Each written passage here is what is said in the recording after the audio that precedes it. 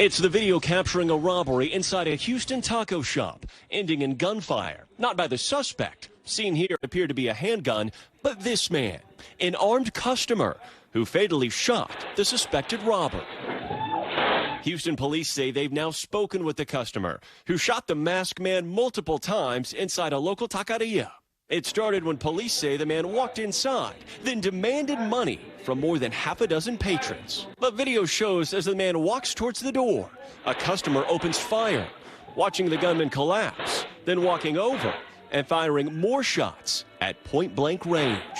Police saying after consulting with the Harris County District Attorney, the case is now being referred to a grand jury, raising the question of whether this was self-defense.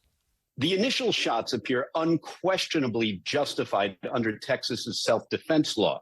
However, you get into a gray area as the attacker flees and the shooter seems to track him down. And the argument would be that as the robber is laying there on the ground, he didn't pose a threat warranting deadly force. But a defendant could argue a number of different things, such as you don't know for sure if any of your bullets hit, or maybe even the robber is playing possum, or he may jump up and shoot.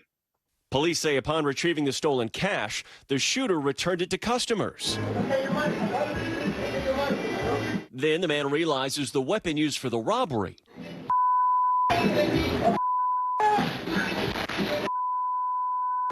wasn't even a working gun. The fact that this gun that the alleged robber had ended up not even being real has no effect here. For purposes of self-defense, as long as it reasonably appeared to be a firearm, that's enough of a threat of deadly force to justify deadly force in return. Police confirmed the deceased masked man was 30-year-old Eugene Washington of Houston.